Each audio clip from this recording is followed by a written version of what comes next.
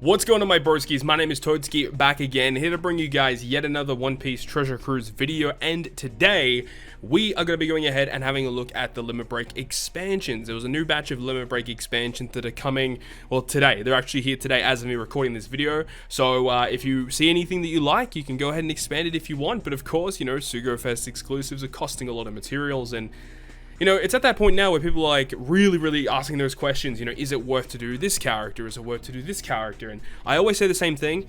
You shouldn't really just limit break expand a character just for the hell of it. Like, only limit break expand a character if like it's a character you use a lot of the time, or if they get like a huge substantial buff on a character that, once again, you're going to be using a lot of. If it's a character you don't really care too much about, or a character you don't use too much, it's probably not a good idea to waste your materials on that, because it is super expensive to do it. So I think it's a situation of like, you know, do you use it a lot? If you do, go ahead and do it, right? So just don't go off the bat and like, oh, I love this character, I'm going to go ahead and expand him straight away. You really have to take a step back, get some perspective, and decide whether or not you're going to do it, because it can screw you up later on down the line if you expand a character that you really didn't want to do, right? So anyways, now that that's out of the way, let's actually get to this. So shout out to Godot on the One Piece Treasure Cruise subreddit Discord for applying the ID, so we can just quickly search each of these characters, because the first one we're having a look at is going to be the Sugo-Fest exclusives, first of which being Shirahoshi Mansherry. This is a character that I honestly don't use too much, but you know, they're not bad. I mean, they're not a terrible unit. What do they get with their expansion? They get an additional two turns of cooldown. Is actually really good, actually. Not bad, not bad. 100 recovery, oh my god. So with Cotton Candy, they're over 1,000 recovery. That is insane. They get 200 attack, they get 200 recovery, 200 HP, sorry. And with their expansion, they get, yeah, the -2 cooldown, just the stats and all that. Like, nothing really too crazy. Look, I think it's a good expansion for the character itself, but it's that same situation. This is not a character you're going to use all the time. Plus, you know, having the additional 2 turns of cooldown on a character like this, while yes, it is good, it's not like make or break. Like, you're not going to lose out on content just for having, you know, not an additional 2 turns of cooldown on this character. So for that reason, I think it's probably a wise idea to just avoid this character for Limit Break expansion. Moving on to another character here is V2 Zoro. Now, V2 Zoro, interestingly enough, we'll be getting a Super Evolution soon-ish on Global in a few months' time. This unit, though, I'm not the biggest fan. Look, he does get a buffed captain effect. We'll talk about that in a sec. So he gets a decent amount of HP, 200 attack, and a little bit of recovery. Stats across the board are actually pretty good. His captain effect, though, so this is the change. The base 3.25 stays the same. The 1.5 health stays the same.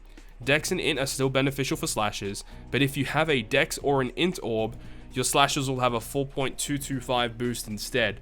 So that's still the big problem with the character, and unfortunately with his Super Evolution, they actually don't fix that issue either, is the fact that this character requires your slashes to have specifically a Dex or Int orb. Not a big fan of that. If this was just a matching slot with 4.225, this unit would be actually really freaking awesome.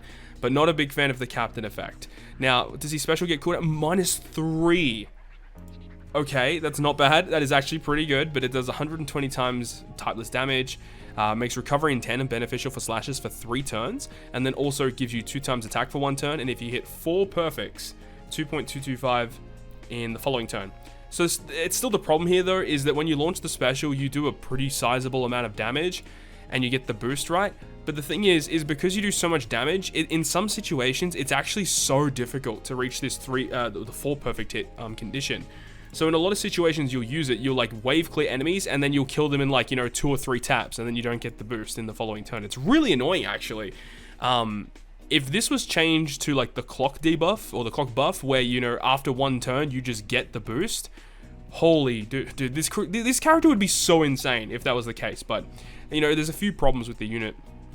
So yeah, locked with the key, gets the stats, the new captain effect, and the -3 cooldown. It is good, but I don't really suggest a Limit Break expanding V2 Zoro. I just don't really think it's a wise investment to do that. He just doesn't see enough play, honestly. If it was a character that everyone used, then yeah, probably. But, you know, we've got so many better slasher characters now. I mean, like, Goldie Roger, hello. Gold Roger says hello. Alright, now the next legend is Jack. Let's have a look at Jack. Interesting that he is actually getting one. I'm pretty sure he does get a buffed captain effect, so let's go ahead and have a look. Stats, wow, he gets a lot of health. That's interesting. 200 attack. That's weird. Plus 205. That's a very, like, obscure number. And then 405. and then 50 recovery. Okay. Captain effect will now change to be a rainbow. 3.5 times attack boost, 1.5 health instead, and the EXP that you gain is still the same at 2 times. You know, they're just increasing all these multipliers like 0.5, 0.25. If this went up to like 2.25 or 2.5, I would say this is almost like, yeah, you have to do it. But the fact that he doesn't increase the EXP that you gain and just gives you the attack boost and the slight HP boost, I don't think it's worth expanding this character. I can understand why people would think they would want to do it, but look, this is not a character that you want to be using to clear high difficulty content. Like, even with this very minor boost to the captain effect, like, yeah, it will actually help him out a lot in terms of clearing content. But I don't advise doing it. I think it's a waste of materials. You should definitely use it on characters that are actually going to help you clear high difficulty content, compared to just, you know, a generic character that you're going to use to get more EXP. Not a wise decision in my eyes. He does get -3 cooldown, but the problem is his special is garbage. Like, it really just doesn't help you. It gives you a health cut, it ignores barriers and stuff, which is fine, but then it just increases the duration of like really weird buffs that you don't really have active that often by like 1 turn. It's such a weird effect. I want to see Jack get a 6+. And look, they don't even with a 6+, they don't even have to like upgrade his EXP boost. Just give him a better special. His special is like actually useless in so much content. So I would love to see him get maybe a way to get matching slots, or an attack boost for his team would be interesting as well. I don't know, we'll have to see, but his special is dog shit, man. So yeah, with the limit break, he gets the stats, the new captain effect, and -3 cooldown. Like, -3 cooldown like is good, but if his special, it doesn't matter. Like, if this special got buffed in some way with a 6+, plus he still gets a -3 with the expansion, like, this guy might actually be good with a 6+ in the future, but as of right now, definitely not worth it, man. Definitely not. The next one is V2 Fujitora. I can say right off the bat, this is a terrible decision to expand a character like this, but I mean, to each their own, right? Decent stats across the board. Captain effect now becomes 3.5 boost at the start of the chain, 1.4 health, and then 4.55 after good, great, perfect. So it's a pretty sizable increase in terms of the captain effect. Once again, I have to say it, we have access to Goldie Roger. If you've got Roger, this is a pointless character to expand, okay? -2 cooldown, which does damage, and then if he's the captain, you get a full board of slots and a 2.75 chain lock. I don't like that he has to be the captain in order to get the most out of his special. If this was just, like, you get all of this active no matter what, you know, like, he didn't have to be the captain, this unit would probably see play. I'm not even going to front. He probably would see play, but the fact that you have to be the captain to get everything really, really hurts this guy. So yeah, just across the board there, new captain effect, -2 cooldown stats. For a character that doesn't see much play, definitely not worth it. So next is going to be Judge, interestingly enough. So this is, yeah, the old school Judge. So let's go ahead and have a look at this guy. So he gets some stats, which is nice. 300 attack, that's awesome. His attack is really good, damn. New captain effect. Okay, increases the rate of int orbs. Okay, reduces damage received by 15%. That's good. And then boost HP of all characters by 1.25. Okay, badly matching slots are beneficial for all characters. And then boost attack of all characters by 4.375 if they have a matching slot, 2.5 otherwise. Okay. First of all, the big thing here is they removed this condition where you need one of every type on your crew to get the boost. That is awesome, dude. And the 15% damage reduction is also really nice. Okay, there is one big glaring problem though, is that if you do not get a matching slot, having only 2.5 times attack, that is a big problem. But if you do have your matching slot, 4.375, that's actually so good. That'll help you carry through a lot of content. And remember, this is an int character. You can partner this guy up with so many of those really powerful int legends we have right now. Halloween Mihawk, Halloween Law, Halloween Shanks. I guess you could technically use it if you want to. It doesn't work too well because he's not any of those like classes that Shanks needs. Super type Blackbeard, super type Katakuri, Kaido versus Big Mom when they come out eventually, right?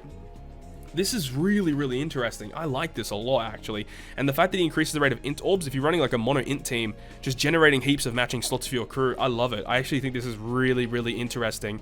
I actually want to check out the pre-evolved form of Judge as well.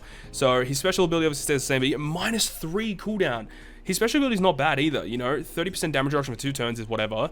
Then you get an attack boost for 3 classes, and then if he's the captain or friend, all orbs are changed into int.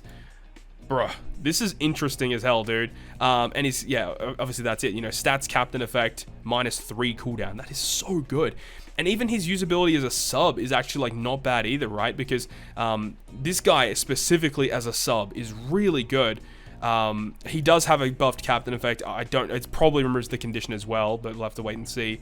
But yeah, even this special as well, you get -7 turns of bind, and then all characters get a 2x or boost, and that's his special basically. And if he's the captain, you get other stuff. But man, this is interesting. I think Judge is honestly Judge actually might be the best limit break expansion of this batch so far. We have one more character to go through. It's going to be interesting to see if this guy can stack up, but Judge looks impressive. I'm actually very impressed with Judge. And then we've got Sabo. So Sabo, across the board, just gets stats. High recovery, okay.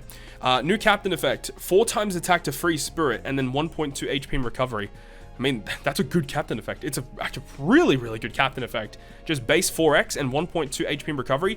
Don't sleep on the recovery boost. Like, a lot of people sleep on that. Like, yeah, HP boost is like pretty stock standard for most characters, but not many characters as a captain that are really strong have a recovery boost. If you've ever used Snake Man and you eat a recovery slot with Snake Man as your captain, you heal so much. And this guy also does that, and he's a 4x captain as well, base 4x captain.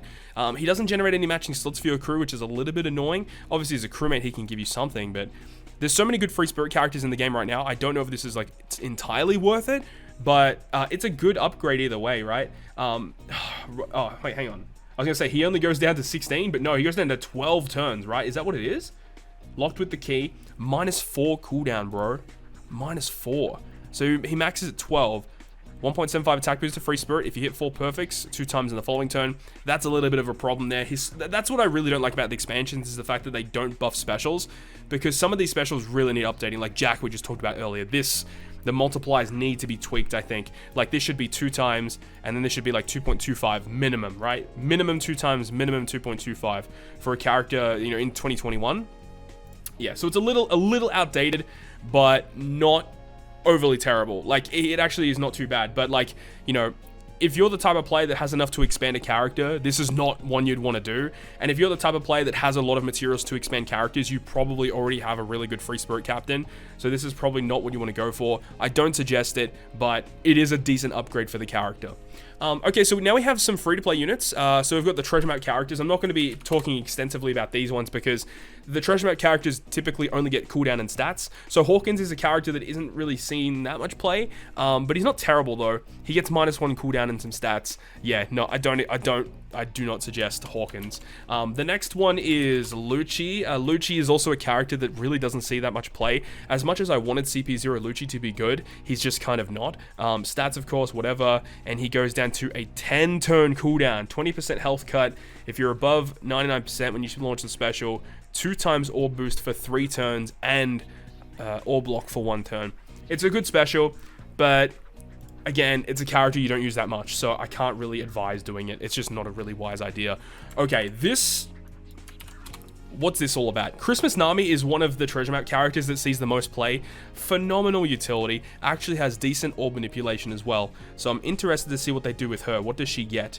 She gets -2. Yo, and by the way, if you're running like the Whitebeard challenge, this character is awesome for the Whitebeard challenge because she removes paralysis, attack down, and chain multiplier limit. So she removes all the debuffs on the Marco and Vista stage of the Gart challenge. And then she also removes chain coefficient reduction, burn, and blindness, changes block and badly matching slots into matching, 9-turn cooldown. Yes, this is a character that I would advise limit break expanding. I think this is a phenomenal choice. Great artwork, great character. Very, very good choice. Now, Kaido is also getting one. Now, Kaido is a treasure map character that basically never sees play. He was used for a couple of pieces of content, but not a very good choice. Obviously, stats are pretty good. He gets -2 cooldown for a character like... No, just forget about Kaido. Don't worry about it. Not a character you need to worry about. Now, to finish off this video, we have some rare recruits. So again, I don't want to go through these too much because a lot of these rare recruits are not very good, just from me having a look at them. So the Halloween Koala is a character that basically never sees play, -2 cooldown. And does she get another ability? Wow, she gets hunger reduction. Whew, okay, that took a little bit of a turn. I'm not gonna lie, because I was gonna say this character is really bad. Like, you really don't need to use this character at all. It's just not a good unit. But the fact that she gets hunger reduction is actually pretty interesting. Do I still advise it? No, I don't think it's a good choice, but hunger reduction is interesting because that's going to be like a new thing moving forward, right? Next is Reiju, another character that basically never saw play.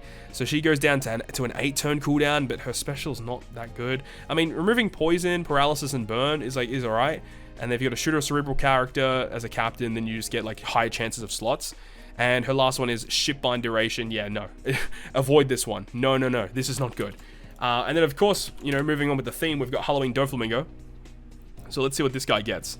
Stats, of course, goes down to a 9-turn cooldown. Honestly, this special is actually not too bad. You know, if they've got a delay protection or all debuff protection, attack and orbs of fighter and shooter by 1.75 is actually pretty decent. And it goes down to a 9-turn cooldown, completely removes resilience. It's not a terrible effect, honestly. And he gets, what does he get? He gets shipbind. Oh, that's a shame. That's actually a real shame because that's not a very common debuff. But nah, I don't advise. I don't advise Dofi, but I can understand why people would want to. But there are definitely better units. Speaking of better units, Crocodile is a phenomenal character. This is the Stampede Crocodile, so I'm actually really intrigued to see what this guy gets. And I don't think his expansion's listed here. It's not. That is a shame. That is a big shame. Because this Crocodile is a really good unit. If we're going by buggy standards, I think he'll receive a cooldown or two. This is not a terrible option because his special's really decent. You know, removing Rainbow Shield and Resilience by 5, locking your orbs. If you got 3 or more Strength, Quick, or Side characters, you get an orb boost for those characters for 1 turn. It's a good special ability. Do I think it's a good idea? It's up to you at the end of the day. Like, I wouldn't like say it's a bad choice. But I think still conserving your materials for potentially like Sugo-Fest exclusives down the line is probably what I would advise you to do. But you know, Crocodile is not a bad choice. I still think a Stampede Buggy from the last batch of Limit Break expansions is probably what you should go for over Crocodile. But Crocodile's not a terrible choice at all. We've got Aladdin here, Strength Aladdin, a character that again never really sees play. He goes in a 10-turn cooldown. Special ability was used in a couple of pieces of content, but it's not super useful. Shipbind duration. No, you can avoid this one. And then we've got some really weird ones. Okay, so we've got Mihawk, Mihawk. So this is from the Whitebeard and Marco batch. What does he get? He goes down to 10 turns. Wow, okay. This guy's not terrible. If you've got a full side team, I say a full side team, but if you've got a lot of side characters on your crew, get an orb boost, remove barriers, 10-turn cooldown, and he gets shipbind duration. That's really annoying. A lot of characters getting shipbind duration because like shipbind duration is not like super useful. So I don't know. Mihawk is just a character that never really sees play. I don't think it's really worth it unless if like you randomly need to remove barriers and also get some sort of boost during that turn. Then that's like the only reason you'd use it. But then again, if you got someone like, you know, V3 or Kainu or something like that, they're just like better options. Mansherry, this is the old school like healer Shirahoshi not Shirahoshi Mansherry, but just regular Mansherry. When this unit came out, like she was a god. She was really, really good. So I'm interested to see what she gets. Limit Break expansion, get you plus 100 recovery. It's pretty good. She goes down to a 15-turn cooldown. Okay, so they really tried to mitigate, you know, her effects here because what she does is really, really good. Removes paralysis, poison, recovery down, and blindness completely, as well as giving you a really good amount of healing. So I can understand why they wanted to, you know, not go too crazy. Reducing Sailor Despair, so fear reduction. These are actually some pretty good effects. I mean, completely resisting, you know, silence by 2 turns, and then also reducing paralysis on yourself by 1. Like, it's okay, but it's not like a life or death situation for you to like clear content to have fear resistance. So Mansherry is an interesting choice, but I can't really advise doing it. And then the last character on the list is Bonney. So Bonney, again, another character that just never sees... Oh, I bet she has hunger, right? She has the hunger resistance. She has to, right? 7-turn cooldown with expansion. Yeah, and then the hunger reduction. Makes sense. Okay, and she goes down to, yeah, 7 turns. It's just so weird. It's such a stupid special. Like, they give hunger resistance to, like, the worst units in the game because it's, like, the newest debuff, so... It's so annoying that they do that. So realistically speaking, out of all the characters that we talked about in this video, I think Legend Judge is probably the best one. Christmas Nami is also a good choice. And the Halloween Doflamingo and the Stampede Croc. In my opinion, those were all of the best ones there to talk about. But Judge was honestly surprising. I'm shocked to see how good Judge is. Like, why do they give like weird conditions to these units, right? And then, you know, with their expansion, oh, they just remove it and make the character insane. But then you go like V2 Zoro, still needing dex and int slots specifically to get your boost. I can understand the character was structured in that way. Judge was structured in that way too, to use his batch. Use the batch, and boom, you're off, you're good to go. Maybe is it the age of the character, so they're like, you know, he's so old now it doesn't really matter. I don't really get it, but what I do love what they've done with Judge, and I just hope that, you know, Super Evolutions and Limit Break expansions in the future can bring about awesome changes to characters like what they do with Judge, because I think this is a fantastic change. And not only does he get that, he gets 3-turn cooldown reduction, hello, and he gets amazing stat boosts. Like, this unit is very, very good. I'm genuinely shocked at how good this character actually is. But that is going to wrap up this video today. That's all my thoughts and opinions about the new Limit Break expansion batch. So once again, you're going to be very careful about where you use your materials. But out of the new ones that are available, Judge definitely seems like the best choice. But I hope you guys enjoyed this one, and if you guys did, make sure to leave a like. And if you want to stay up to date with all the content that I post, including more One Piece Treasure Cruise content, make sure to hit the subscribe button down below. But on that, guys, I'll see you guys within the next video.